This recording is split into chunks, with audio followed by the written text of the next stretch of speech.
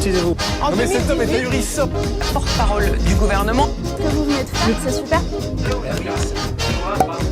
Messieurs, dames, bonjour et bienvenue sur Juste Milieu. Aujourd'hui, voilà, jour de lancement des JO. Alors, quelle meilleure personne que notre invité du jour pour en parler? J'ai nommé Romain Molina. Avant toute forme de discussion, cher Romain, comment vas-tu? Merci beaucoup pour l'invitation, Rémi. Et toi? Avec plaisir, ça va pour l'instant. La cérémonie d'ouverture est dans quelques heures. Alors, on fait semblant parce qu'on enregistre ça quelques jours plus tôt, on va pas se mentir. Mais voilà, c'est le jeu d'acteur qui fait la différence. Et donc, on te reçoit aujourd'hui évidemment pour ton nouveau livre, le livre noir des Jeux Olympiques, évidemment d'actualité. C'est chez Exuvie Édition, que je n'écorche pas le nom. Et aujourd'hui, évidemment, on va parler de tout ça avec toi, tous ces sujets, tous ces grands sujets liés aux Jeux Olympiques. Alors, voilà, avant tout, tiens, quelques contextes sur ce livre, au-delà effectivement de l'aspect calendrier avec l'approche des JO. Qu'est-ce qui t'a donné envie de consacrer voilà, ton temps et consacrer toutes tes enquêtes sur ce livre noir des Jeux Olympiques? Bon, en fait, c'est en octobre-novembre dernier. Je reçois un message de Jens Van Reich, qui est un journaliste allemand, qui est un peu l'un des pontes du journalisme olympique. Ça fait 30 ans qu'il est dans le milieu. Il est né en ex-Allemagne de l'Est. Il a fait énormément d'enquêtes. Enfin, il est très respecté au niveau international. Et en fait, il crée une plateforme qui s'appelle The Inquisitor, qui est dédiée, on va dire, aux journalistes d'investigation olympiques. Parce que souvent, quand on a des enquêtes dans le milieu sportif, ça concerne principalement le football. C'est pour ça que le principe de la FIFA est plus connu que celui du Comité international olympique. Et en fait, il m'a demandé d'en être l'un des cofondateurs. Donc, j'ai accepté. Et à partir de là, je suis rentré en contact avec des Lars Jorgensen, des Craig Lord. En fait, ce sont des gens, ça fait 20-30 ans, qui sont au milieu de la natation, du biathlon, du ski alpin, du dopage, de l'escrime, de la lutte, enfin, toutes ces disciplines, le pentathlon, qui en fait sont les disciplines dites olympiques et du CIO. Et donc, j'ai réellement compris le principe à force de leur parler, à force, tu vois, de voir comment ça se passait, parce que c'est un principe qui est complètement différent. Le CIO a un petit côté limite sectaire, alors que la FIFA a un minimum de démocratie. Alors, on met des guillemets, mais quand même, une fédération d'un pays a un vote. C'est-à-dire que Aruba, Haïti, le Laos ou la France, bah, ils ont tous un vote chacun. Le CO, c'est pas ça du tout. C'est 105 membres cooptés les uns les autres, dont tu retrouves la princesse du Liechtenstein, l'émir du Qatar, une proche de Paul Kagame, le président rwandais, des anciens oligarques, des anciens sportifs. Ils sont 105, des fois plusieurs personnes d'un même pays. Donc, t'as pas une représentation de tous les pays du monde. Bien loin de là. Et en fait, tu n'as aucune transparence. Tu sais pas comment ils sont élus. Je te dis, on se coopte les uns les autres. Donc il y a un côté très société secrète, on va dire presque. Je rappelle qu'ils ont pas fait, ça faisait 3 ans, je crois qu'ils n'avaient pas fait de conférence de presse. Et encore, ils limitent pour les médias. Enfin, c'est un contrôle. C'est pas Big Brother is watching you, c'est Big CEO is watching you. Donc si tu veux, je trouvais ça intéressant. Et vu que j'avais commencé en fait à faire des investigations depuis un moment sur les fédérations sportives françaises, donc j'ai fait escrime, le kickboxing, j'étais sur la lutte, je voyais un peu ce qui se passait au taekwondo, au karaté, le pentathlon aussi. Pentathlon, juste je te la donne, parce qu'elle est marrante. En février, ils ont annoncé qu'il y a eu 600 000 euros qui a disparu d'un compte parce qu'ils ont été hackés. Déjà, je savais pas qu'ils avaient autant dans les caisses. Oui, c'était chasse. Ça fait beaucoup quand même. Ils sont même pas 2000 licenciés, le pentathlon. Alors, c'est vrai que t'as les athlètes de haut niveau, je comprends. Mais un hack à 600 000 euros, j'avais jamais entendu ça. Surtout que toutes les fédérations olympiques ont une assurance. Et en fait, personne n'a jamais su. En fait, c'est l'équipe qui fait une brève là-dessus. Donc le président il parle de la Fédé et personne derrière on a éteint le dossier. Et en fait il y en a au niveau international, ils m'ont dit c'est comme ça.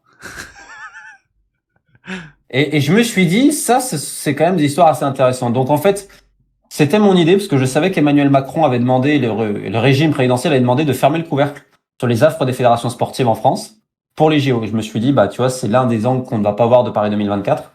C'est le fait que en fait le couvercle est littéralement en train d'imploser, et le sport français va très très mal, et quelque part c'était mon idée. Donc en fait c'était à la fois de mêler ce qu'est le mouvement olympique et les valeurs dites olympiques, parce qu'en fait c'est des termes que tous les politiciens emploient, mais je pense que les gens en France n'ont aucune idée de ce qu'est le CIO et tout. C'est-à-dire que de rappeler pour quelle personne la France s'est mise à genoux, et de l'autre côté montrer qu'aussi en France on a une volonté de tout contrôler dans le milieu du sport et de couvrir potentiellement des méfaits voire des crimes.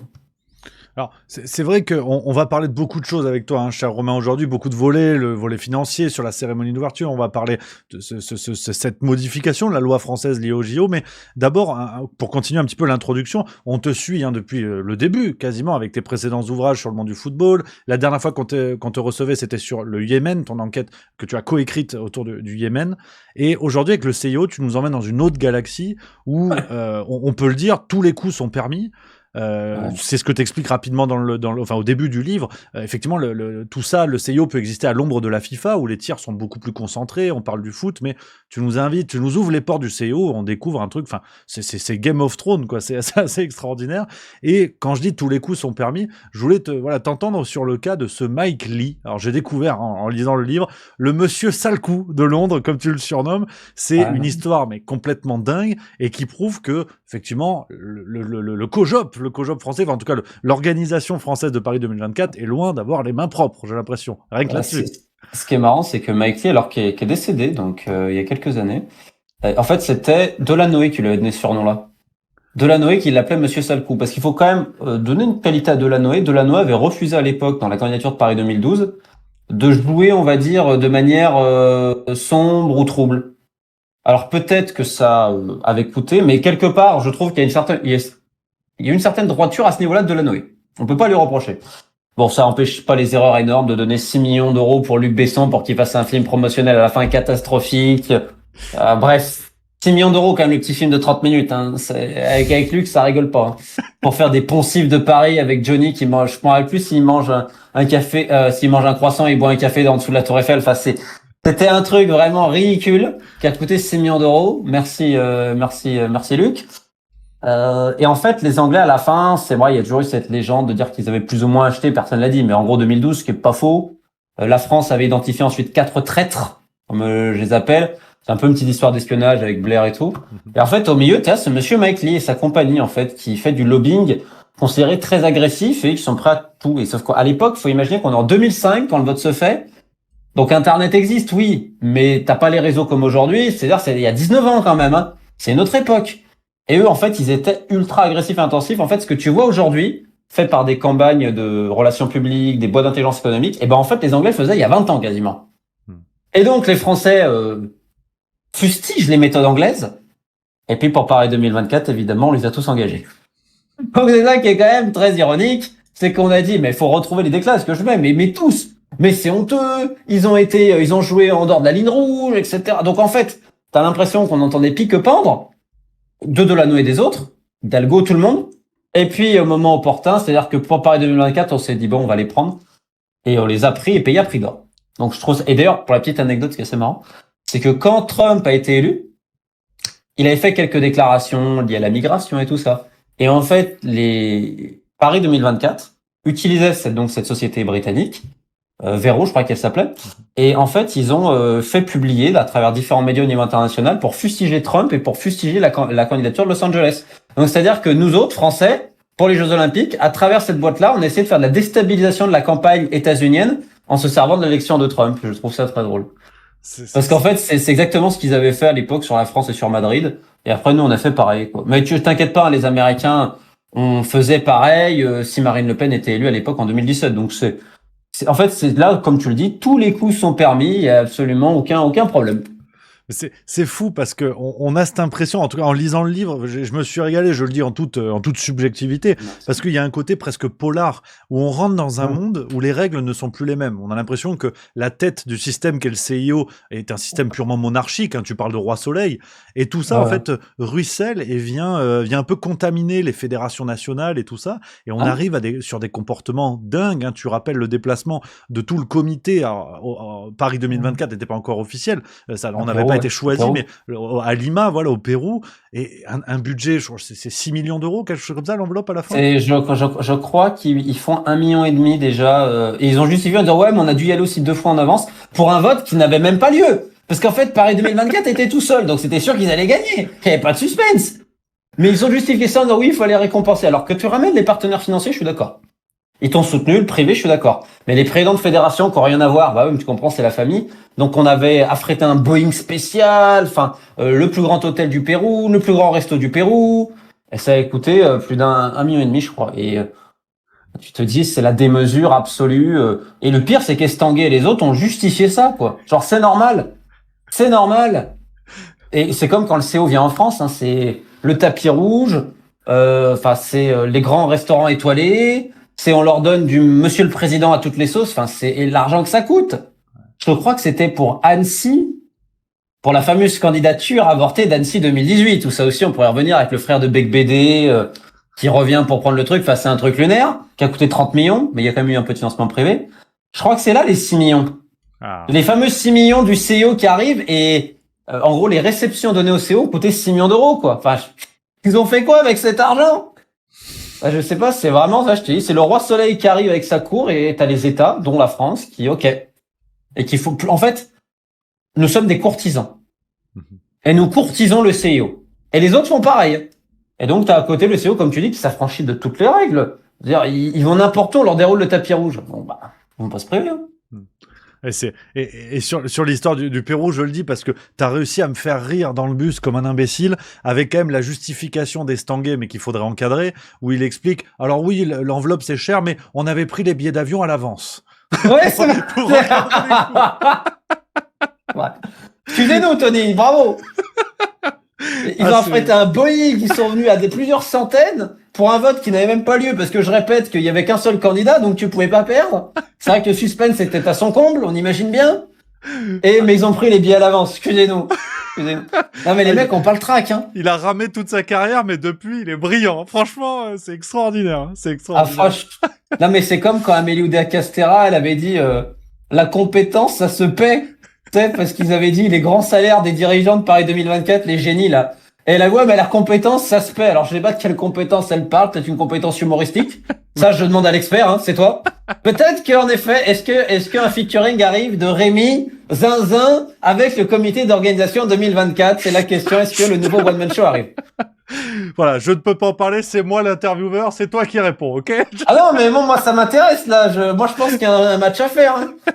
Ah mais je rêverais. Franchement, pour ressusciter Michel Larocque et Pierre Palmade à l'époque, ils s'aiment, ils se sont aimés. Je pense qu'Oudéa-Castéra, ce serait extraordinaire. Ou Chevalier Las Palais, c'est selon. Ah mais je pense que tu mettras ta combinaison et tu diras que super, la scène était bonne aussi. Ah oui, avec ce cri d'Otari qu'on n'avait jamais entendu depuis Thalassa, c'était extraordinaire. Non mais en fait, on est dans le grotesque, tu vois. Quand Estanguet qui justifie comme ça, quelque part, c'est le grotesque. Ouais. Et tu te dis, en effet, je suis d'accord avec toi, le ruissellement, il est là. C'est qu'en fait, c'est tellement grotesque en haut, parce qu'ils ont tellement de pouvoir et d'impunité, que ça ruisselle sur leur propre personnel, et les fédérations ensuite qui sont affiliées à eux. Et les gens, en fait, sont pareils, se sentent empreints, je sais pas, d'un sentiment de toute puissance, qui peut rien leur arriver. Et c'est pas forcément faux.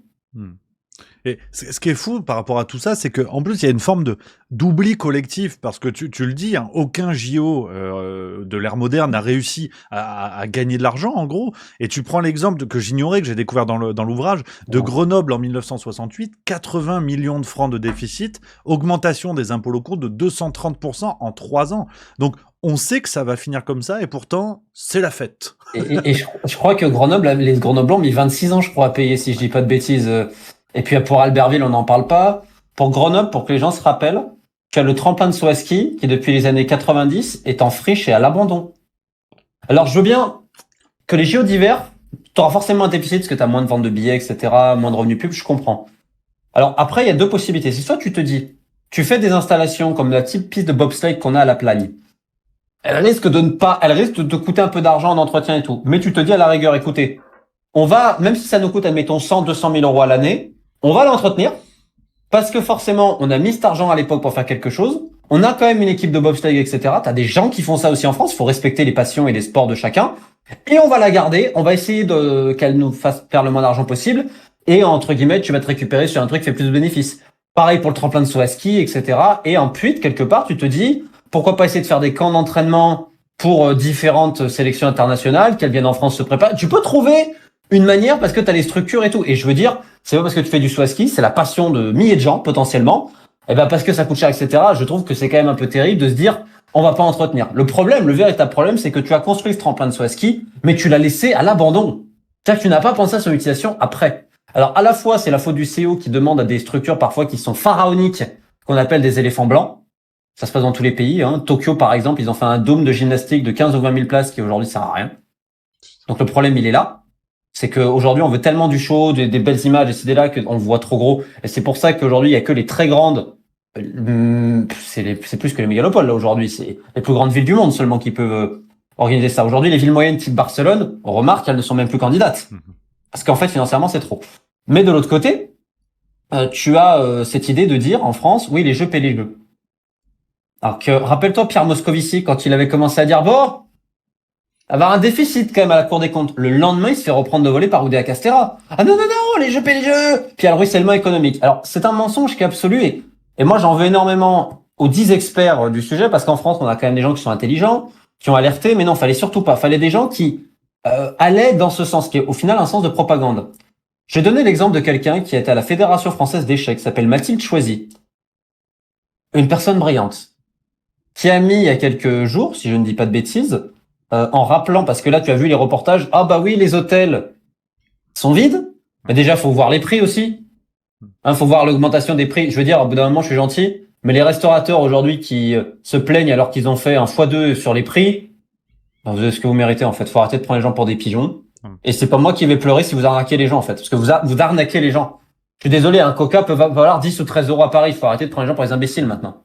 Faut arrêter. Donc, je souhaite pas la mort des petits commerces. Mais quand tu arnaques les gens, bah, tu veux pas te plaindre que derrière tu te fasses bananer aussi, hein. C'est le jeu. Ouais. Et pour tous ceux qui sont honnêtes, c'est terrible. Alors, on remarque qu'en fait, l'afflux touristique, bah, n'a pas lieu. Et après, tu te dis, et Mathilde, elle l'avait montré, c'est qu'en 2012, à Londres, bah, ça avait fait pareil. Et c'est Boris Johnson qui a dit, non, mais les Londoniens revenaient, parce qu'en fait, il y en a plein qui étaient partis. Parce qu'en fait, il y a eu un dépeuplement et le ruissellement économique, comme tu l'entends, tu l'as pas. Je tiens à signaler que Air France a publié un bilan catastrophique. Ils attendent des pertes de 180 millions d'euros pour les Jeux Olympiques. Parce qu'en fait, il va y avoir moins de flux touristiques.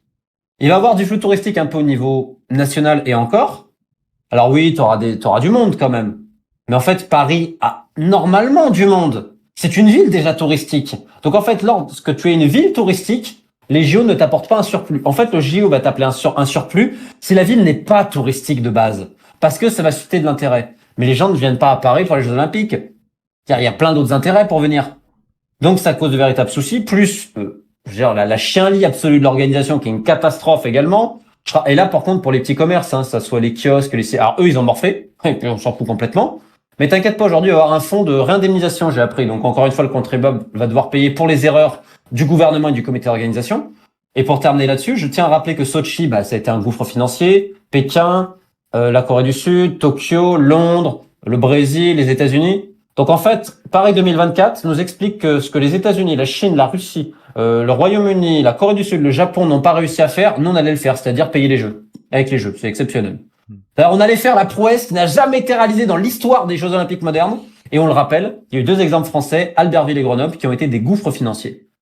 Et là en fait, là où j'en veux, c'est que beaucoup de gens, tu sais, on valide des dites études indépendantes. Ah oui, mais regardez le ruissellement économique. Déjà, ce que j'adore, c'est que les mecs, ils parlent d'un truc dont ils ne savent pas. C'est-à-dire qu'à moins que ce soit Madame Irma, ils font des prédictions. Oui, mais on va avoir telle rentrée d'argent, etc. et tout. Mais faut arrêter, vous jouez avec un truc que vous ne savez pas. Vous n'êtes pas Madame Irma. Et il fallait simplement interroger les professionnels du milieu du tourisme et de l'hôtellerie qui te disaient, mais là, on est à moins je ne sais pas combien comparé aux autres années. Donc tu vois bien qu'il n'y avait pas de ruissellement économique. Et je rappelle que le ruissellement économique, il va profiter à qui? Il va profiter aux CIO, parce que c'est les seuls vainqueurs ou tout ça, et de très grosses entreprises qui ont gagné les appels d'offres, et qui bizarrement sont un peu les copains des copains. Alors il y en a qui vont dire, bah oui, mais regardez, c'est de certaines entreprises françaises. Je suis pas sûr que c'est les meilleures entreprises françaises, que c'est des entreprises françaises qui étaient un peu en difficulté, et qui ne sont pas capables d'assurer les prestations, comme le Coq Sportif, qui livre des équipements en retard, c'est une honte et un scandale, et qui a demandé 2,5 millions d'euros de prêt du comité d'organisation. Bah, tu te rends compte que je suis désolé, j'ai du respect pour les employés du Coq Sportif, tout ce que tu veux, mais on voit bien que c'est pas parce qu'il y a une société française, il y a d'autres sociétés françaises qui visiblement auraient davantage mérité que le Coq Sportif. Ou alors vous faites un changement de direction au Coq Sportif parce qu'être autant incompétent, il y a un problème. Là, tu te rends compte que les équipements sont livrés en retard et qu'ils ont demandé un prêt de 2,5 millions au comité d'organisation. Alors qu'en effet, c'est un truc qui est historique et je comprends. Mais là, ça montre que cette entreprise, c'est là autant de difficultés, il y a peut-être des raisons aussi. Faut arrêter le copinage. C'est pas parce que t'as un nom qu'il faut garder le nom. Faut bien travailler. Ce qu'on a oublié. C'est vrai qu'on a ces exemples-là et parfois même jusqu'à l'encore plus absurde, c'était le Canard enchaîné qui avait dit ça il y a 2-3 semaines environ, qui expliquait qu'en cas de changement d'organisation sur la cérémonie d'ouverture, s'il passait au plan B qui aurait été prévu au Trocadéro, semble-t-il, LVMH avait négocié dans les contrats qu'il soit dédommagé à hauteur de 150 millions d'euros environ par rapport à la cérémonie d'ouverture. Donc on a des contrats ultra cadenassés du côté des gros sponsors, des gros partenaires, et effectivement le ruissellement derrière sur le reste, c'est bubule, quoi. C'est bubule. Et puis il faut pas oublier en plus que le ruissellement, il va pas profiter aux Français, puisque on a complètement retoqué le droit du travail en France pour les Jeux Olympiques. On y viendra, ouais. Donc, si tu veux, ça ne va même pas profiter aux 10 travailleurs. Et puis alors on va dire, allez, si, je sais à qui ça a profité. Et quelque part, voilà, ça a profité aux travailleurs qui n'avaient pas de papier. Parce que c'est la seule fois où ils ont pu être régularisés en France. C'est quand même très drôle, hein. Ouais. C'est quand même marrant. Et... Parce que ça, je vois pas, enfin, tu imagines quand même à quel point on est tombé. Parce qu'on critiquait, ouais, les migrants ailleurs, ici et là, qui travaillent, qui sont exploités. Mais on faisait quoi, nous? Pourquoi sur les grands chantiers, on prenait des sans-papiers? Parce que les mecs, ils travaillaient comme des bêtes. Voilà. Donc au final, c'est ce que tu dis. Qui est gagnant des Jeux Olympiques? C'est les gens qui sont tout en haut. Mais... c'est les gens qui sont comité d'organisation, sont les grands patrons et le CIO. Mais le peuple français ne l'est absolument pas. Au risque de la naïveté, mais je pose quand même la question, quand on met à plat tout ce que tu viens de dire, avec le fait que sur l'ère moderne, aucun Jeux Olympiques n'a payé les Jeux Olympiques.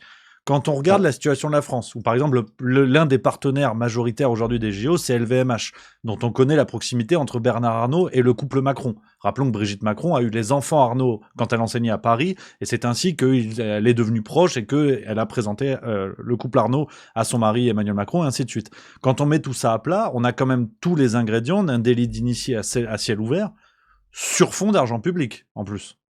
Sur fond d'argent public, et je vais te dire quelque chose qui va mourir de rire. C'est qu'il y a une telle incompétence au comité d'organisation que c'est Macron personnellement qui a dû ramener les gros sponsors parce qu'ils ont été incapables en fait le comité d'organisation. Donc en fait c'est Macron qui a sauvé les Jeux. Et ça m'a été répété par énormément de gens en interne en disant ouais mais en gros si tu veux au comité d'organisation officiellement le patron c'est Tony Estanguet. Sauf qu'il a il a passé plus de temps à s'occuper d'affaires personnelles. Divorce, etc. Il y a eu énormément de problèmes liés à des affaires personnelles au comité d'organisation. Je vais pas détailler, les initiés comprendront. C'est-à-dire qu'à un moment donné, les relations personnelles, je vais dire ça comme ça, ont entravé. Ce qui fait qu'il y a une personne qui a quasiment tout géré, qui s'appelle Monsieur Taubois. Thobois. Il vient du badminton. Personnage qu'on qualifiera d'assez sulfureux. Je ne dis que ça. Et avec une autre personne, notamment pour certains appels d'offres et tout, ils ont eu énormément d'influence. Et en fait, pendant que le chat n'est pas là, les souris dansent. Ce qui fait qu'ils ont tellement dans le cojo entre les rivalités, l'amateurisme et le fait qu'ils vivaient sur une autre planète, parce que tous les frais remboursés, je t'explique même pas les frais qu'il y avait, ça n'a pas tellement bossé. Et donc c'est Macron, en voyant le désastre arriver, qui a passé les coups de téléphone pour les très gros sponsors. Parce qu'en fait, on a sous-licencié, par exemple, prends le marketing. On a sous-licencié, donc t'as plein d'entreprises françaises qui ont des appels d'offres, t'as le slip français, le coq sportif, etc. et tout. Donc je comprends que les produits sont plus chers parce que ces entreprises-là ont dû acheter la licence. Je comprends. Mais quand tu vois à quel point c'est horrible ce qu'on propose, il y a plus de 500 produits, que les gens aillent sur le site internet de la boutique, mais ils vont dire c'est pas possible. T'as des pulls de Noël, alors déjà c'est quoi le rapport avec les JO, j'en sais rien. T'as un slip à 52 €, t'as des chaussons à 79 €, alors c'est minimaliste, hein. Et ça marche pas du tout. Le problème c'est que nos génies, ils ont dit, on va avoir tant de rentrées en marketing, parce que tu sais, ils pensent que on allait être bourré de touristes asiatiques, et tu sais, les asiatiques doivent être complètement débiles, ils doivent tout acheter, évidemment. Je tiens d'ailleurs à saluer le stylo qu'on a fait pour les Jeux Olympiques, il coûte 8 €. J'ai vu des stylos horribles dans ma vie, mais tu pourrais faire un spectacle juste sur le stylo, tellement c'est quelque chose. Je sais même pas où est le bout du stylo, en fait, c'est un concept.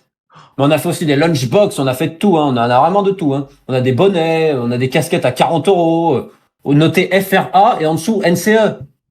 C'est-à-dire qu'ils n'ont même pas été fichus de mettre France sur la même ligne. Et ça a été validé. Mais comme a dit Amélie Oudéa-Castéra, la compétence, ça se paye. Et le problème, c'est que ça se paye pour le contribuable, parce qu'en fait, des rentrées qui sont espérées, on est tellement en dessous actuellement, que qui va compenser le trou? Oui. Ah, j'ai une idée, Rémi, je crois. Je crois que j'ai une idée. Non, je crois qu'attends, c'est un jeu de piste, et ça se termine par contribuable. Ah! Merde. Putain.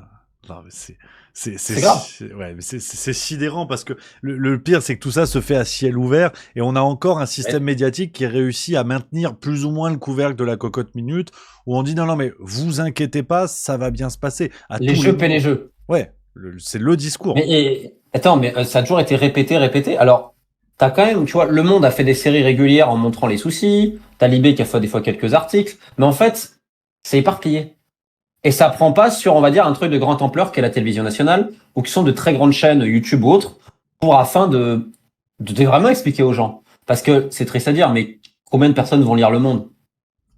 Malheureusement. Un article du Monde sur le sport, il n'y en a pas beaucoup, mais Le Monde a fait le boulot, tu vois. Moi, je te le dis, ils ont fait plein de choses où ils ont montré, attends, là, il y a souci.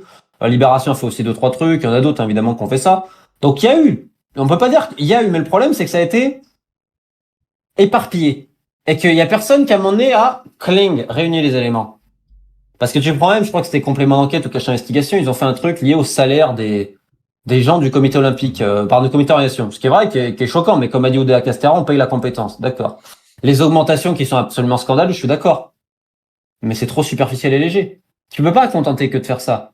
Tu dois aller beaucoup plus loin et montrer à quel point la France s'est mise à genoux devant des gens abominables. Et de montrer aussi toutes les dérives qu'il y a eu. Moi, je prends souvent cet exemple-là pour vraiment que les gens comprennent l'amateurisme. À la Courneuve, on voulait faire le tir, les épreuves de tir. Bon. Donc, ils ont réaménagé un parc anciennement militaire ou industriel. Ça coûtait 10 ou 15 millions d'euros. Puis à un moment donné, il y a des gens qui ont visité qui ont dit, mais attendez, votre parc, là, il est trop petit, il peut pas accueillir le public. C'est-à-dire que les mecs avaient oublié que le parc était trop petit.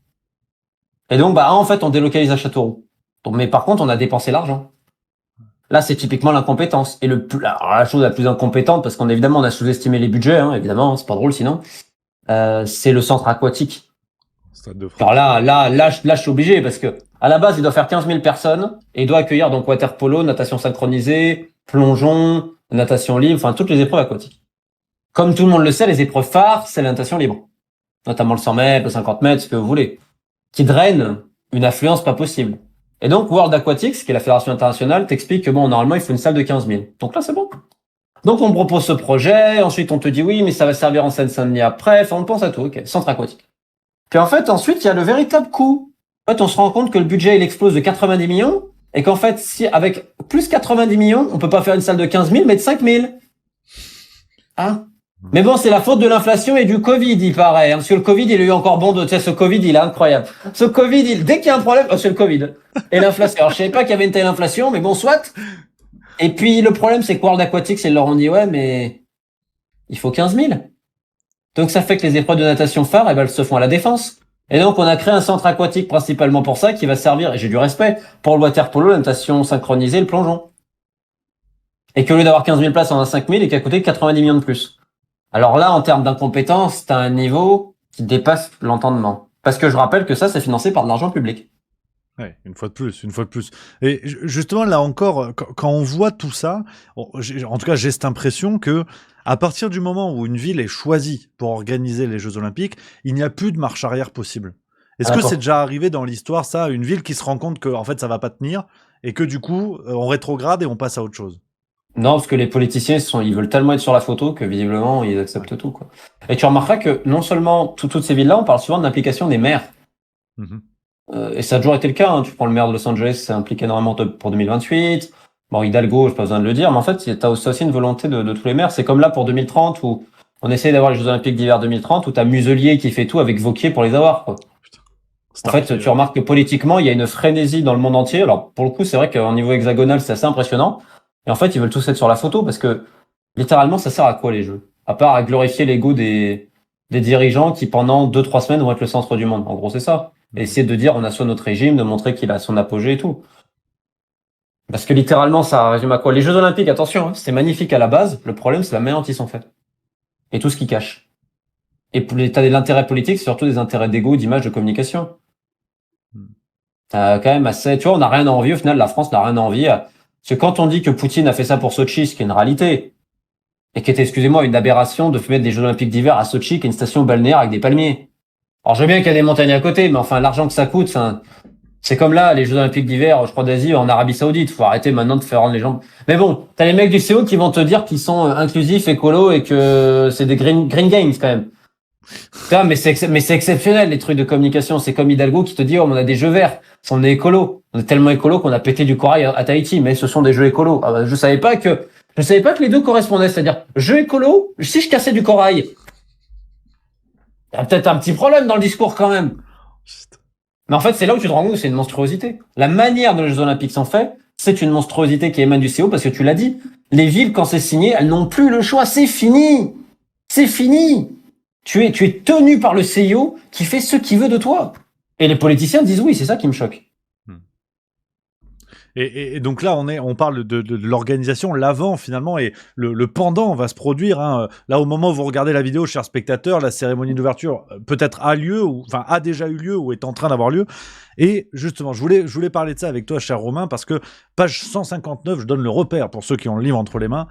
Tu évoques le fait que on a beaucoup parlé de cette cérémonie d'ouverture, on parle beaucoup bien sûr des risques, alors j'espère de tout mon cœur qu'au moment où on parle, tout s'est très bien passé, et que tous les responsables puissent parader dans les médias et dire on vous l'avait dit, je prie tout ce qu'il faut prier pour que ça soit le cas, mais en amont, tu cites par exemple des responsables américains et israéliens qui disent « vous êtes fous ». Je cite. Ah mais... Donc, il n'y a pas eu que les gna comme disait Anne Hidalgo, il n'y a pas eu que les gna en France. Et les peines à jouir. Et les peines à jouir, absolument. Je connaissais même pas l'expression.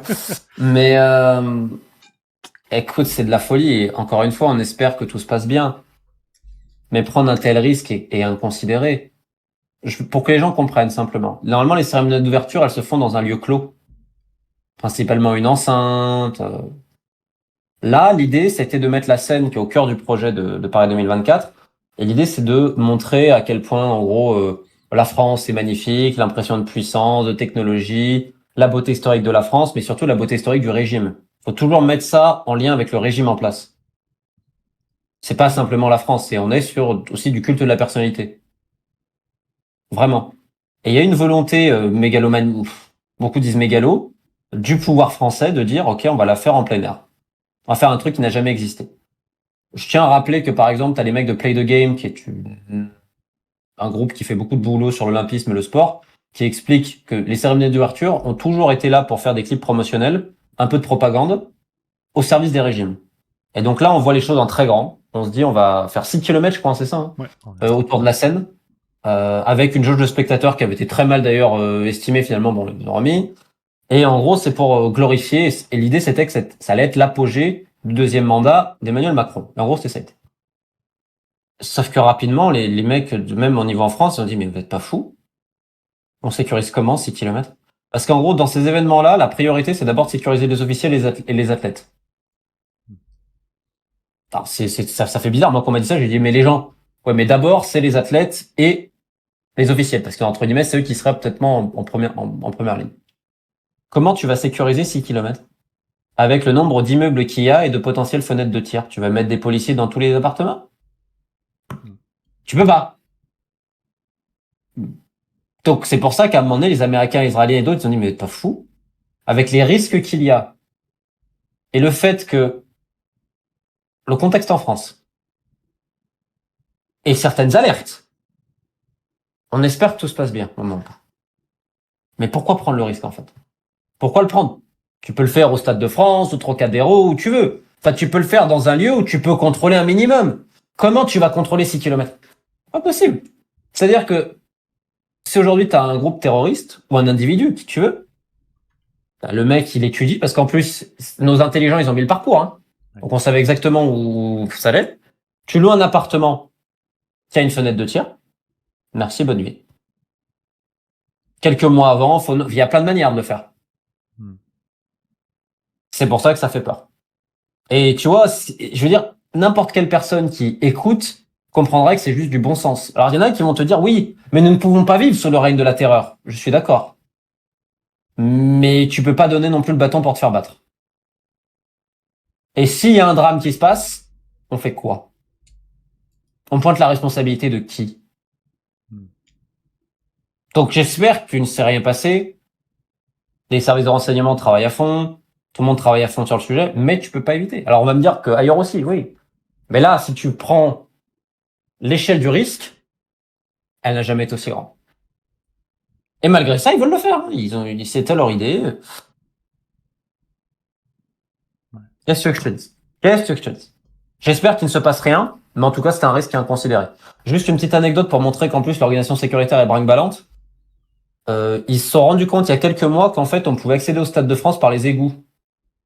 Donc, ils ont scellé les plaques d'égout il y a seulement quelques mois. Ce qui veut dire que pendant toutes ces années... Putain. Mais non.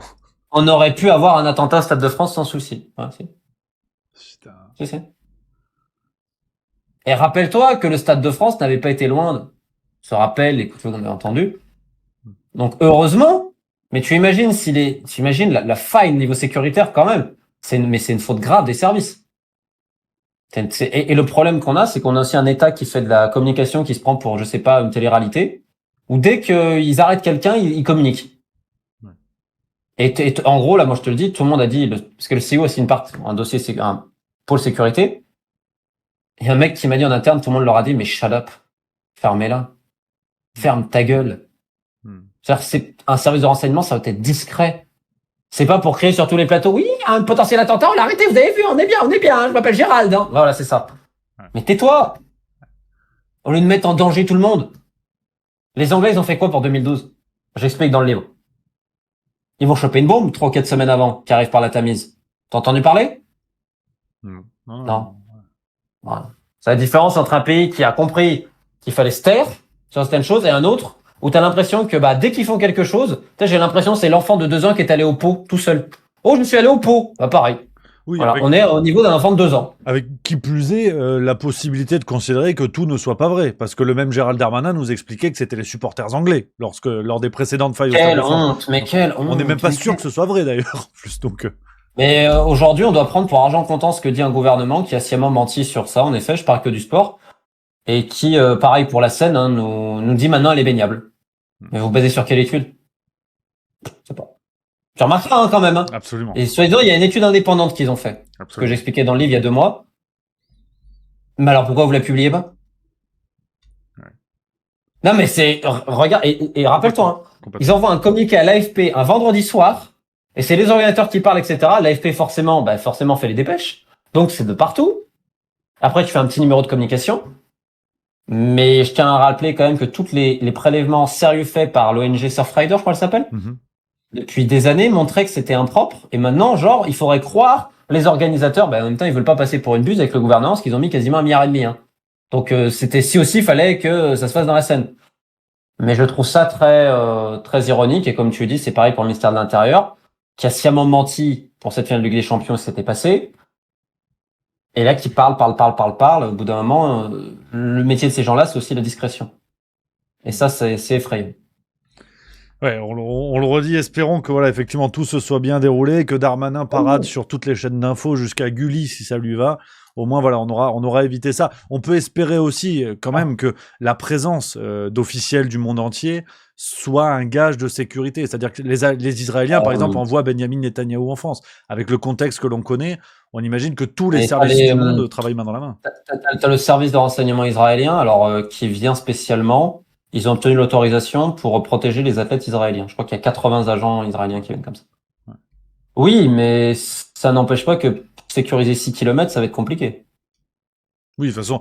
Kilomètres, c'est énorme. Clairement. Regardez le nombre d'immeubles qu'il y a. Donc, mais bon, on va espérer que tout se passe bien. Oui. Mais en tout cas, il y a des alertes du monde entier pour dire attention à ce que vous faites. Et après, tu verras le problème encore, et tant mieux, encore une fois, s'il n'y a rien. Mais ça va être de les voir parader après avoir fait prendre autant de risques inconsidérés à des Français. Et ça, c'est insupportable. Ouais, clairement. Parce que ça, effectivement, on peut s'y attendre, mais au moins, ça voudra dire que tout s'est bien déroulé. Alors, l'avantage pour certains, l'inconvénient pour à peu près tous les autres citoyens, c'est que cette cérémonie d'ouverture a permis de grandes avancées législatives. Tu l'évoques dans un des passages que j'ai préféré dans le bouquin, concernant l'utilisation des drones, des caméras à intelligence artificielle, le travail dominical aussi, on y viendra. Il y a quand même une forme d'aubaine un peu cachée pour le pouvoir en place, c'est que la question sécuritaire a avancé beaucoup de choses, et tu parles, je le rappelle pour nos spectateurs, après tu pourras nous expliquer en détail, tout commence le 23 novembre 2023 avec Elisabeth Borne et ce fameux décret concernant le travail le dimanche, et en plus, assujetti à cela, projet de loi de sécurité adopté en 2023, donc je rappelle sur quoi cela porte: légalisation de la surveillance algorithmique, possibilité de procéder à l'examen de caractéristiques génétiques sans le consentement de la personne, création de nouvelles infractions liées à la pénétration dans les enceintes sportives, ouverture d'enquêtes administratives avant l'affectation de certaines personnes intérimaires et aux personnes souhaitant accéder aux sites olympiques, extension du champ des images captées dans l'espace public visible par les agents de la SNCF, de la RATP, ainsi qu'à d'autres agents des autorités organisatrices matrice. On ne sait pas vraiment ce que ça veut dire. Et Darmanin a dit face à tout cela, à situation exceptionnelle, mesure exceptionnelle. Ah, bien sûr, oui. En fait, les jeux, ils ont bon dos, parce qu'il faut quand même rappeler que cette mesure a été prolongée jusqu'en mars 2025. Alors peut-être que ce sont les jeux les plus longs de l'histoire. Je ne savais pas qu'ils duraient jusqu'en mars 2025. Que veux-tu? Je rappelle que cette loi a été votée dans la totalité par les Républicains et dans son immense majorité par le Rassemblement national. Il y a eu que une personne du Rassemblement national qui s'est abstenue. Et la gauche l'avait critiqué. Même si on va quand même en mettre une petite à la gauche, parce qu'on rappelle qu'à l'époque, les cadeaux fiscaux, c'est eux qui les ont faits aux grandes fédérations sportives internationales sous Hollande. Mais là, cette loi, elle pose vraiment question parce que déjà, on te parle de vidéosurveillance algorithmique, qui est un terme barbare. Alors beaucoup vont te dire c'est reconnaissance faciale. Le gouvernement a tout fait en sorte, non, c'est pas de la reconnaissance faciale. Alors c'est quoi la différence entre de la reconnaissance faciale et la vidéosurveillance algorithmique? Moi je ne savais pas, donc on a interrogé les gens. Amnesty connaissent un petit peu, Amnesty International t'explique qu'en gros, ce sont des caméras dites intelligentes, des drones, ce que tu veux, qui vont en fait surveiller et en fait qui vont réagir selon des types de comportements prémis. C'est-à-dire par exemple, il y a 6 types d'attitudes qui peuvent juster l'intérêt d'une alerte, notamment le fait de marcher à contresens de la foule. Tout le monde marche comme ça, mais d'un coup, il y a quelqu'un qui te dit « Oh Rémi, ça va ?» Et toi, tu te retournes, et tu vas voir ton ami Bertrand. Ting. La caméra voit, Rémi marche en contresens, Rémi est potentiellement dangereux. Donc Rémi peut se prendre une fouille et un contrôle immédiatement. Après, ils te disent que c'est aider avec de l'humain aussi. On peut pas savoir réellement comment ça va se passer. Et ils ont déjà mis ça en œuvre dans certains concerts et tout. Et ils ont prolongé ça jusqu'en mars 2025. Le Rassemblement national voulait que ça soit prolongé jusqu'à la fin de l'année 2024 et le parti présidentiel voulait que ça soit encore plus long. La question, c'est pourquoi le prolonger autant? Et dans le même temps, comme tu l'as dit, le droit du travail, on l'a retoqué. Pareil, il y a aussi d'autres choses pour les heures supplémentaires liées aux Jeux Olympiques. Enfin voilà. Ça a quand même bon dos. Et dans le même temps, on a fait passer des QR codes qui marchent même pas d'ailleurs quand ils sont mis au soleil, ce qui est quand même aussi assez exceptionnel, ça aussi. Non, mais l'incompétence, elle est... Tu sais que même l'application Paris 2024 marche pas très bien? Il y a plein de gens qui se plaignent. Avec autant d'argent, avec autant de cerveau en France, comment on peut être aussi nul? Si tu me dis que t'as un petit pays et que t'as pas beaucoup de force vive, je comprends qu'à un moment donné, c'est compliqué. Oh, il y a 65 millions de personnes et en plus on prend des étrangers. Et on n'est pas fichu d'avoir des experts dans nos domaines. On va me dire... Et là, pour moi, ça montre le gros problème. C'est-à-dire, encore une fois, l'amateurisme, l'incompétence, le copinage, ce que tu veux. Mais voilà, ces lois servent évidemment... pas que les intérêts des jeux. Et évidemment, les mecs du CO étaient très contents parce que ce sont des gens dans le totalitarisme, ils sont très forts. Et puis on rappelle aussi que tu as le contrat de ville haute, ça c'est génial, et que par exemple vous avez une interdiction de manifester, de réunions culturelles ou sportives avant, pendant et après les jeux. Sauf si le CIO autorise le gouvernement à le faire. Donc c'est-à-dire que tu as le CIO qui demande au comité d'organisation 2024 de surveiller l'État, de veiller à ce que l'État... Donc c'est-à-dire que l'État est là. En fait, on a inversé la pyramide. Normalement, l'État, il doit être au sommet, mais avec les Jeux Olympiques, il est tout en bas.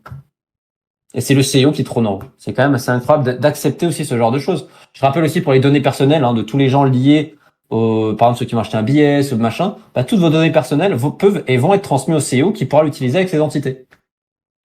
C'est exceptionnel. C'est noté dans le contrat de ville haute, quoi. Donc les données personnelles, le droit de manifester, et même j'ai envie de te dire, s'il y a une manifestation qui n'est pas autorisée par le CIO, ils vont faire quoi?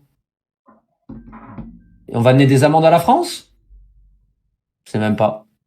Mais ça montre que l'État a accepté ce genre de choses quand même. Et attention, les autres États ont fait pareil. Mais à l'époque. C'est un point passionnant parce que pour préparer l'interview, évidemment, j'ai lu le livre, j'ai regardé ce que tu avais dit chez les camarades, notamment Greg Tabibian, qu'on salue. Mais ce point-là, je l'ai trouvé aussi ahurissant que passionnant. C'est qu'on est vraiment dans un enjeu géopolitique où aujourd'hui le CIO est une instance supranationale comme l'OTAN ou l'OMS en fait. Sauf que eux, en plus, il y a une différence quand même notoire.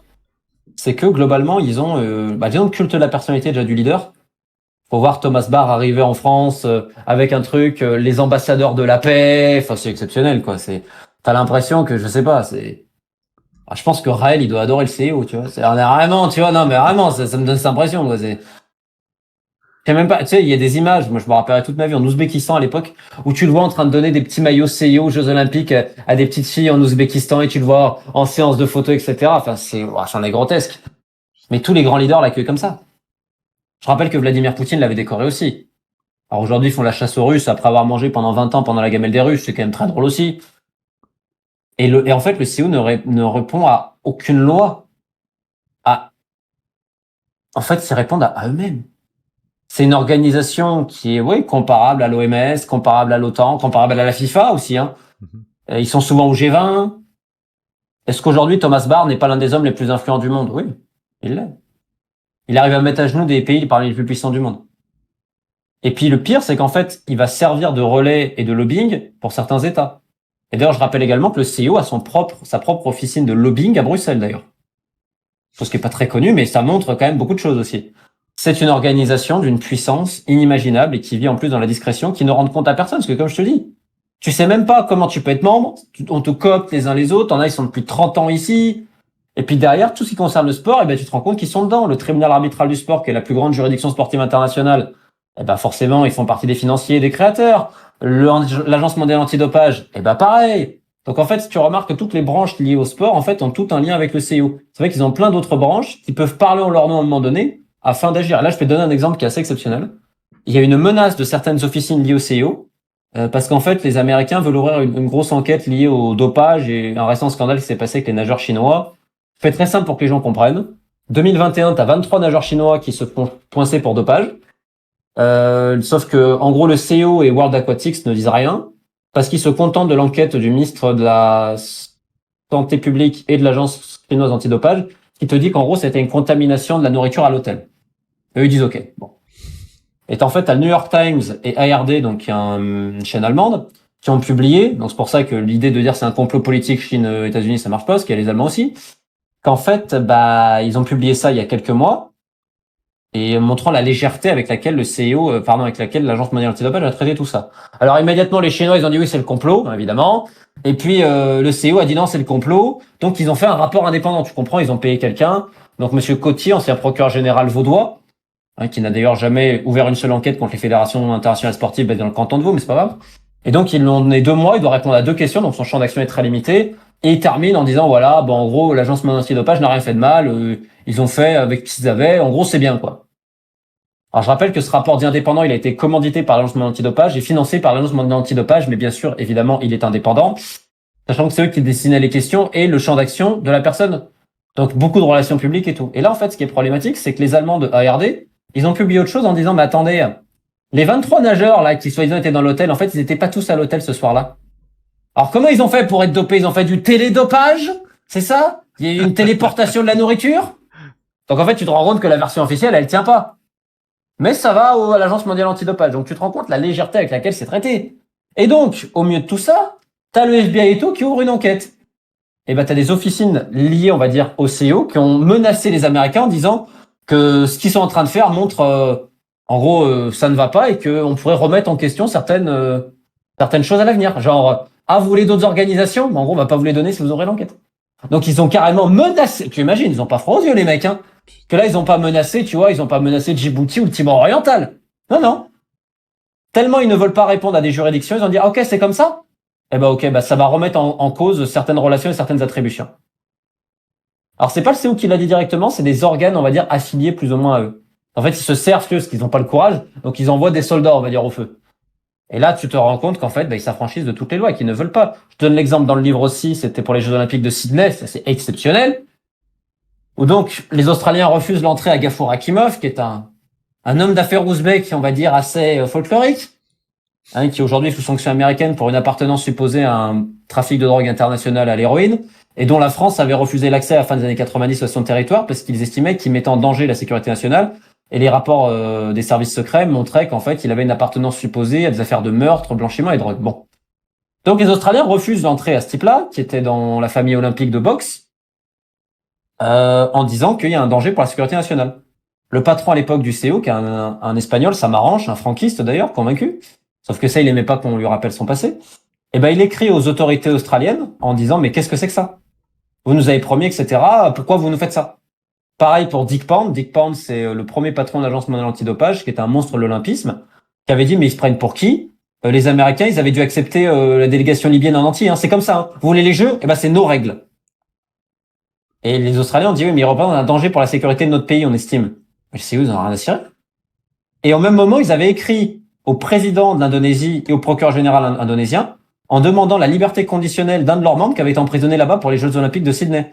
Et ce à quoi le procureur général indonésien avait dit, ils ont quand même une drôle de vision de l'éthique. Hein. Donc tu imagines, ils en sont là à dire ouais, libérez-nous de tel gars que vous avez emprisonné, d'ailleurs a été condamné à plusieurs années de prison ensuite pour détournement, et un type qui présente un danger pour la sécurité nationale d'un pays, et vous voulez forcer l'entrée pour dire non mais il doit rentrer, vous vous prenez pour qui? Donc avec ça, tu comprends qu'on est au-delà de l'organisation supranationale. Enfin, honnêtement, c'est même dur à voir. Je ne sais pas s'il y a une organisation dans le monde entier qui a autant de pouvoir. Je ne sais pas. Mais c'est pour ça que en écoutant ce que tu dis, en lisant ce que tu écris, encore hier, j'écoutais ta dernière vidéo sur le dopage, donc sortie le 22 juillet au moment où on parle, il y a un côté un peu de l'autre côté du miroir, quoi, comme chez Alice au Pays des Merveilles, quand tu révèles tout ça, alors je pêche par naïveté, parce que par passion sportive, et je pense comme des millions de gens à travers la planète, mais aujourd'hui on a l'impression que, écoutant tout ça, voyant la puissance effectivement du CIO, des questions pas forcément annexes, des questions très importantes, mais qui sont liées à ce sujet-là, en fait, c'est de la poudre aux yeux. Je pense à la question du dopage, qui était au centre de ta vidéo d'hier. On se rend bien compte que c'est pour occuper les gagas, quoi, mais en fait, ils s'en foutent. C'est pour faire croire qu'on fait quelque chose, mais dès que tu touches au cœur du système, que ça soit match truqué, abus sur mineur ou dopage, c'est toujours la même chose. Je te prends un exemple simple. Bon, la pédocriminalité, j'ai beaucoup travaillé dessus dans mon sport. Bruce Mouapé, qui est le coach de l'équipe nationale de foot zambienne, d'accord? On a publié depuis 2 ans que le type, voilà, j'ai pas besoin de t'expliquer ce qu'il fait. À la Coupe du Monde féminine, alors il n'y avait pas eu de problème, la FIFA l'a laissé, ils disent qu'ils ont ouvert une enquête, je connais les enquêtes ouvertes par la FIFA. Hein. En gros, ils ouvrent des dossiers et ils attendent que, tu sais, les filles de Zambie aillent sur le site internet de la FIFA, trouvent comment contacter la commission d'éthique et envoient un mail. Mais c'est un truc qui est impossible, même moi j'aurais du mal à te dire où il faut aller. Ils attendent que, non mais tu vois, et donc ils disent, regarder, on peut pas savoir, hein. Donc c'est ça leurs enquêtes, où ils demandent à la fédération. Il viole les gamines, la personne que vous avez employée? Oh non, c'est quelqu'un de bien. Ah d'accord, on n'a pas trouvé. Hein. Mais en fait, tu fais croire, tu ouvres une enquête pour faire croire que tu fais quelque chose. C'est toujours l'idée de l'image. Et donc, il y a eu des problèmes à la Coupe du Monde féminine. Il y a aussi des alertes parce qu'ils commencent à toucher les seins de joueuses. Il y a même quelqu'un contracté par la FIFA qui s'est plaint de ça. C'est-à-dire que la personne contractée par la FIFA, il a essayé de... Voilà. Donc le mec est toujours en poste, pas de problème. Arrive les Jeux Olympiques, la Zambie est qualifiée. Donc là, ça arrive sur le CIO. Bon. Et si tu veux, avec Ed Aaron, on a fait les enquêtes. Donc, il fait un autre papier. Et il me dit, tu sais ce que le CO m'a répondu? Ah, bah, voyez avec la FIFA, c'est pas nous. Et la FIFA dit, bah, voyez avec le CO, c'est pas nous. Putain. Puis après, ils arrivent avec une autre réponse. Ils disent, mais attention, il n'aura pas le droit d'avoir des meetings privés avec les joueuses. D'accord. Donc, vous avez un type qui est accusé de viol, notamment sur mineurs, et de chantage sexuel depuis des années. Vous avez des plaintes en veux-tu, en voilà. Mais ça va, vous êtes pas mal, vous me dites qu'il a pas le droit de faire des meetings près avec les joueuses. Donc vous allez lui mettre quelqu'un derrière, c'est ça? Déjà, tu peux même pas le faire. Mais t'imagines l'autre cuidance et dire c'est pas nous. Donc tu te rends compte que, bah, après, quand ils te disent on n'a rien à cirer, on peut parler de l'exemple aussi de ce beach volleyeur néerlandais qui a reconnu des faits de pédophilie sur une gamine de 12 ans en Angleterre qui l'a traqué, qui, selon le comité olympique néerlandais, présente toutes les, comment ils ont dit, toutes les conditions pour être sélectionné. Donc il va faire les jeux. Donc ce pédophile qui a abusé d'une petite fille de 12 ans est au jeu. Et le comité olympique néerlandais a dit, hein, il coche toutes les conditions. Il voit pas le problème. En fait, ce qui est drôle, c'est que derrière, ils vont te parler de valeurs olympiques. Et ils vont laisser des pédophiles venir. C'est joli. Ouais. Donc tu vois, le dopage, la pédophilie, match truqué. Je donne des exemples dans le livre aussi des combats truqués de boxe à l'époque, c'est exceptionnel. Avec le juge marocain il avait dit quoi? Il avait dit, ouais, j'ai voté pour lui parce que je voulais pas qu'il ait 0 vote. Oh, il m'a fait de la peine. Non, mais comment ça peut passer? Comment ça peut passer? Ah, ça va. Parce qu'en fait, derrière, c'est une énorme machine médiatique. Mais c'est pas forcément les journalistes, c'est qu'en fait, tu as des entreprises aujourd'hui qui fleurissent de relations publiques, de communication et d'intelligence économique qui vont aller influencer et qui vont aller faire du contenu pour taper sur la masse afin de continuer cette propagande, parce qu'on peut pas dire autre chose. C'est de la propagande. Oui. Et en plus, on en fait des séries à succès. C'est au centre de la série La Fièvre de Canal+, là, qui est sortie récemment, dont tout le monde a parlé, c'est vraiment ça, quoi. L'influence dans la communication liée au sport, on est absolument là-dedans. Mais ce qui est terrible, alors, pour rebondir sur la vidéo que tu as faite sur le dopage, on sort des Jeux Olympiques, mais pas tant que ça, en vérité. Qu'est-ce que tu penses aussi est-ce que tu penses qu'il peut y avoir une forme d'accélération technologique dans le dopage? L'équipe avait fait un papier il y a environ un peu moins d'1 an sur la question de l'ARN messager potentiellement utilisé dans un contexte de dopage. Je fais écho, bien sûr, à la dernière victoire de Tadej Pogacar au Tour de France. Sans être un expert du cyclisme, on a quand même... En tout cas, les écarts sont surprenants. Voilà, sans faire de grande analyse en disant il est forcément chargé, c'est Armstrong. On a du jamais vu sur les 20 dernières années. Et donc, cette histoire d'ARN messager dans le dopage, est-ce que toi, tu as eu des vents, des échos autour de ce genre de possibilités de dopage, ou est-ce que ça reste encore une rumeur? Ce qui est certain, c'est qu'il y a beaucoup de moyens qui sont attribués à l'amélioration de la performance, comme on dit. Parce que tu sais, il faut toujours retrouver les termes. Sur ce thème-là dont tu m'as parlé, non. Par contre, tous les gens me disent que la pharmacie a une grosse longueur d'avance.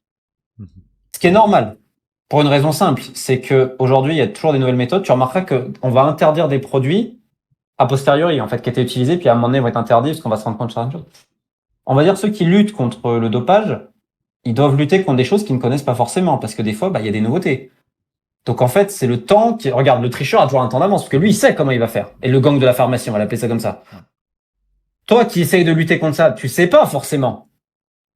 Et t'as pas forcément les moyens non plus. Donc c'est normal que tu mettes quelques années potentiellement à te rendre compte de certaines choses, de choses qui aujourd'hui sont indétectables. Parce qu'aujourd'hui, ceux qui trichent, ils savent ce qui est détectable. Donc tu vas chercher quelque chose qui ne l'est pas.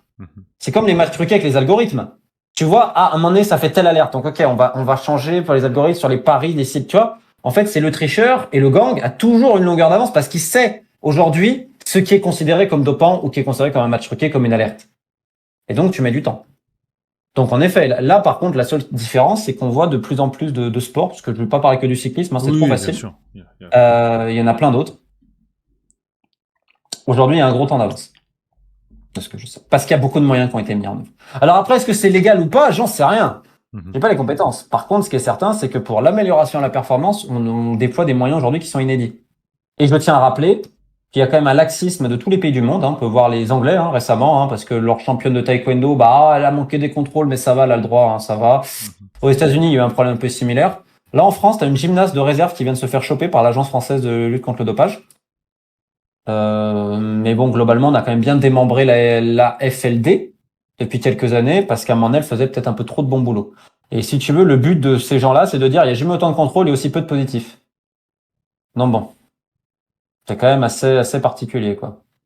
Oui, en termes de méthode de détection, effectivement, oui, c'est sûr que c'est particulier. Mais est-ce qu'il y a une volonté politique? Aussi, le problème, c'est que selon les juridictions des différents pays, ça change. Il y en a qui vont te dire ouais, mais on est plus sévère que d'autres. Enfin, il n'y a pas une uniformité, malheureusement, internationale vis-à-vis de la lutte contre le dopage. Puis là encore, on peut estimer que la géopolitique entre en ligne de compte. Alors, je reprends l'exemple du cyclisme, mais comme tu l'as rappelé à juste titre, il y a bien d'autres sports qui sont concernés. Le cyclisme, un peu l'équivalent de la FIFA, qui va servir de couvre-feu par rapport au scandale où on tape tout le temps sur le cyclisme, mais il y en a plein d'autres. Mais Pogacar évolue dans l'équipe UAE Team Emirates. Donc on a aussi derrière un État qui est derrière. Donc, le problème, il est là. C'est au moment où tu laisses des États récupérer des clubs sportifs et des équipes sportives qui importent les sports, il ne faut pas s'étonner de certaines choses. Mais de la même manière, on a laissé des fonds américains vautours récupérer d'autres choses. On voit que dans le cyclisme, je crois que tu as le Bahreïn aussi qui est dedans. Ouais. Israël aussi, si je dis pas de bêtises. Israël, le Kazakhstan également. Ouais. Est-ce que tu peux être étonné après? Parce qu'il y en a qui vont te dire c'est pour montrer la supériorité. On en revient à ce qu'on parle d'ego, de légitimité d'un régime sur un autre. C'est vieux comme le monde. Ce qui s'est passé à Berlin à l'époque est toujours autant d'actualité aujourd'hui. Clairement, ce rappel historique, cher Romain. Nous sommes ensemble depuis près d'une heure déjà. Un immense merci. C'est toujours un plaisir de t'avoir sur Juste Milieu. Et voilà, est-ce que tu peux nous dire quelques mots pour conclure sur ce qui t'attend? Voilà, les nouvelles aventures, tes nouveaux projets. Est-ce que tu as prévu de dormir aussi? Parce que tu es tellement sur tous les fronts. Non, je fais toujours attention de dormir parce que je fais beaucoup de sport, moi. Le basket, etc. Non, écoute, là déjà, j'espère que les gens auront la curiosité de lire ça, parce que je pense qu'ils passeront un bon moment même dans la lecture. Il y a des choses, voilà. Comme tu dis, c'est un peu un polar. J'ai essayé, on a fait une collection avec Exuvie de mes 3 derniers ouvrages que je te montre sur l'industrie du foot. Donc voilà, à petit prix, il y a un coffret à ce niveau-là, ces livres prennent une dizaine d'euros. Écoute, déjà la suite des dossiers pédocriminels dans les fédérations sportives internationales, là, va falloir que au moment où je te parle, là, peut-être que quand ce sera publié, j'aurai sans doute publié sur le volley au Cameroun, c'est sorti, les abus sur mineurs. Alors j'avais été contacté il y a un moment, mais là on va rajouter d'autres éléments et tout, on va encore plus l'internationaliser pour que ça bouge, parce que malheureusement ça ne bouge pas. Là j'ai des dossiers d'athlètes qui sont complètement réduits presque à l'état d'esclaves modernes. notamment au Tchad, au comité olympique tchadien. C'est une honte, un scandale. Donc voilà, le problème c'est que si tu internationalises pas ça et que tu t'as pas un peu de diffusion, alors que c'est dur, hein, personne n'en veut en plus. Il va falloir que je passe par Sport News Africa, tu vois, ou par mes propres moyens pour se rendre compte aujourd'hui de la difficulté de publier dans le sport des enquêtes, notamment sur des pays, on va dire, moins connus et des sujets moins connus, c'est-à-dire pas le football. Bah tu dois limite, je peux le faire sur mes propres réseaux, quoi. C'est-à-dire que les médias veulent même pas.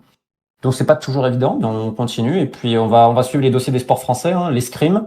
Ça fait 16 mois qu'on attend le rendu de l'inspection générale. Je crois que c'est l'inspection la plus longue du monde, hein, pour l'escrime. Hein, c'est vrai que les 15 employés de la fédération d'escrime, on imagine qu'il faut au moins 16 mois, mais il faut rien dire avant les Jeux. Il y a juste un trou d'1 million. Bon, ça va. Je tiens d'ailleurs à rappeler que l'année prochaine, le sport français va faire faillite. J'annonce maintenant parce qu'il est dopé par l'ANS, l'Agence nationale du sport, donc par le contribuable français, qui a servi à donner de plus en plus d'argent aux fédérations. Et bizarrement, les fédérations ne prennent plus de déficit. Alors, enfin, m'expliquer où passe l'argent. Parce que les athlètes sont toujours autant en galère. Ça, c'est aussi la leçon. Donc, beaucoup de choses, comme tu peux le voir. Je suis aussi sur une enquête de trafic humain. On va voir si j'arrive au bout dans le milieu sportif. Et puis, je vais terminer avec cette maxime. Je tiens à rappeler, petite anecdote, c'est que les pays vont rétribuer leurs athlètes sur les médailles, etc. Mais le CIO, qui est le grand gagnant de tout ça, va redistribuer 0 € aux athlètes. Et pendant ce temps, le directeur de la communication institutionnelle, monsieur Christian Klau, va gagner cette année plus de 540 000 $. Donc, c'est un peu la moralité de l'histoire. C'est 540 000 $ par an pour le directeur de la communication institutionnelle, surnommé Monsieur Propaganda. Et pour les athlètes qui vont concourir et participer des fois à tout leur risque, hein, parce qu'ils doivent signer une charte en plus, et dédouanant le CO de tout. S'ils se blessent, s'ils tombent malades, s'il se passe quoi que ce soit, ils doivent signer. Et sinon, ils ne participent pas en disant non. En gros, c'est notre responsabilité. Et ils toucheront évidemment pour leurs grands efforts 0 € de la part du CIO. Je pense qu'avec ça, on a résumé l'escroquerie des Jeux Olympiques, non pas de la compétition en elle-même, quelque chose de très beau sur le papier, mais malheureusement de tout ce qu'elle cache et de son organisation putride. On ne pouvait pas rêver, meilleur mot de la fin, clairement. Un grand merci, cher Romain. Alors, on le redit, c'est le livre noir des Jeux Olympiques. Lien en description pour retrouver tous tes ouvrages chez Exuvie Édition. Et puis, tu sais que t'es le bienvenu sur Juste Milieu, hein, évidemment, dès que tu veux, dès que tu peux. Voilà. Ça me touche. Merci beaucoup, Rémi. Avec grand plaisir. Merci à vous, chers spectateurs. Bon JO, hein, maintenant, démerdez-vous avec ça. Surtout, si vous voulez en savoir plus, on le redit, le livre noir des Jeux Olympiques. Prenez soin de vous et à très bientôt.